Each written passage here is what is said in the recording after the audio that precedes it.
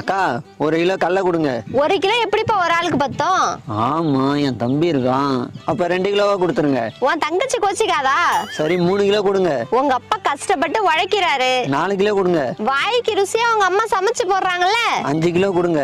ஏன்பா உன் குடும்பத்தை பத்தி மட்டும் யோசிக்கிற? நாளைக்கு உனக்கு கல்யாணம் ஆகும், நாளன்னைக்கு புள்ள பிறக்கும். நாளன்னைக்கு எப்படி புள்ள பிறக்கும்? சரி 1 மூட்டை கொடுக்கா. உன்னை பத்தி மட்டும் யோசிக்காத. நாளைக்கு உன் தம்பிக்கு கல்யாணம் ஆகும், உன் தங்கச்சிக்கு கல்யாணம் ஆகும். மொத்தம் எவ்வளோக்கா இருக்கு? 10 மூட்டை தான்ப்பா இருக்கு. சரிக்கா, நான் போய் ஆட்டோ எடுத்துட்டு வரேன். இதெல்லாம் தொழில் ரகசியம்டி. இன்னைக்கு பாரு நிம்மதியா தூங்குவேன். அக்கா, இவனை எங்கேயோ பார்த்த மாதிரி இருக்கே. நான் தான்க்கா உங்ககிட்ட கடலை வாங்கிட்டு போனேன்ல. இப்ப கடலை மிட்டாய் பிசினஸ் ஆரம்பிச்சிட்டேன். மாசம் 1 லட்ச ரூபா சம்பாதிக்கிறேன். எல்லாம் உங்க கைராசி தான். 1 கிலோ கடலை வாங்க வந்தவன ஒரு தொழில் அதிபர் ஆக்கிட்டியடி. உனக்கெல்லாம் இனிமே